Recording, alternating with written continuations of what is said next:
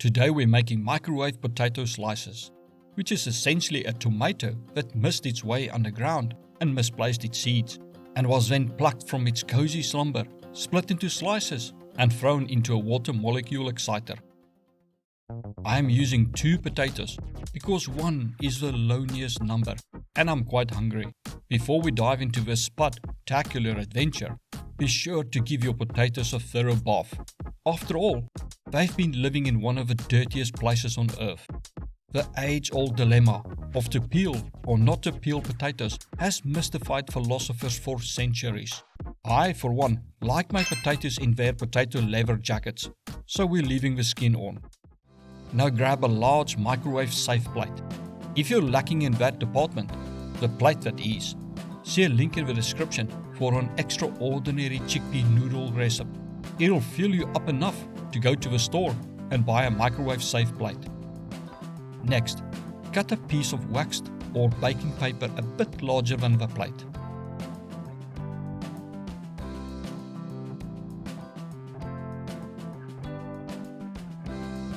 Here comes the fun part, cutting the potatoes into slices. Start with a knife.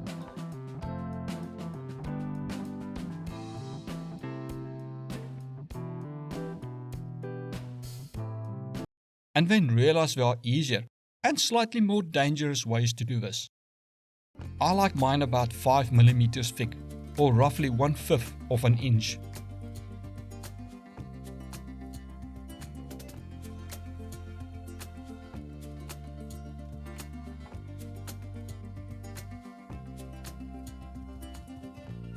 Once you have enough slices, arrange them on the plate, and it's perfectly fine if they cozy up to each other.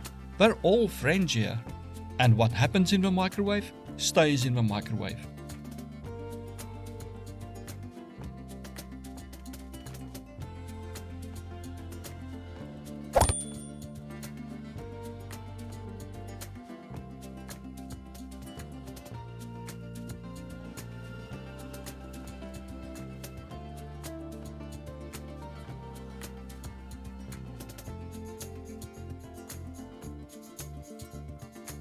Oh, let me just flip that slice around for those who can't resist their obsessive-compulsive tendencies.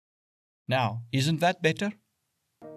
Oops, it has some brown streaks and does not look the same as the rest. Best I replace it, otherwise I'll get some nasty comments. Lucky I have a spare slice lying around. These potatoes are famously white, being underground dwellers with minimum sun exposure. So let's put some suntan oil on them so they can brown up nicely in the water molecule exciter. You can use any oil you like. It's your potato spa day.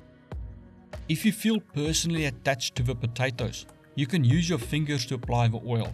They will appreciate the massage. I just use a brush. Best not to get personally attached to your food. Whether you use your fingers for a personal touch or a brush, just apply a thin layer of oil.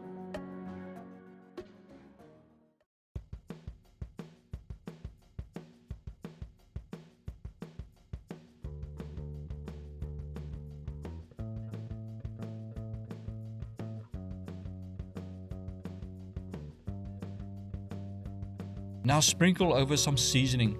I use my own blend, but you can get the recipe for by clicking on the card or following the link in the description. It is a low sodium mix, rich in flavor, with a gentle kick in the throat.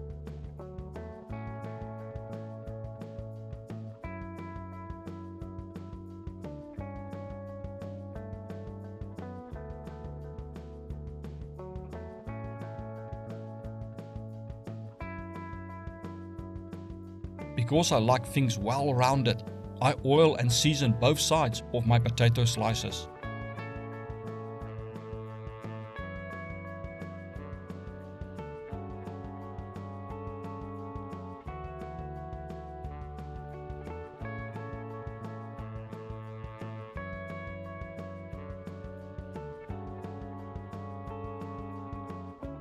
If you want every part of the slices to be evenly spiced, go ahead and brush them over after seasoning.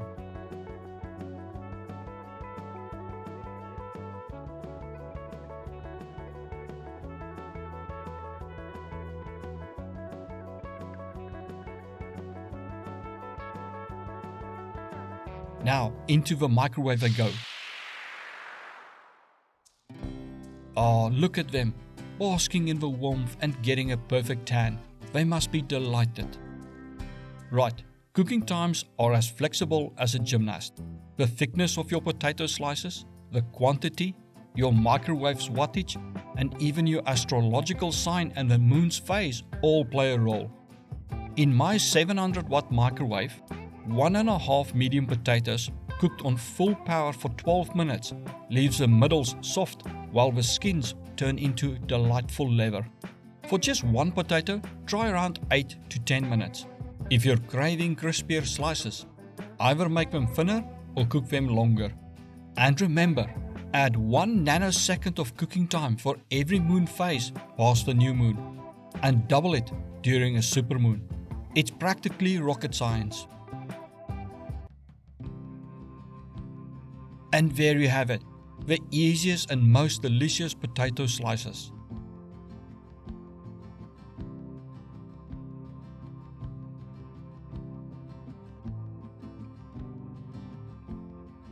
You can enjoy them as a snack, toss them into a salad, or add them to a sandwich. Watch the video suggested to you right now for another mouth-watering masterpiece with a dash of humor to spice up your life.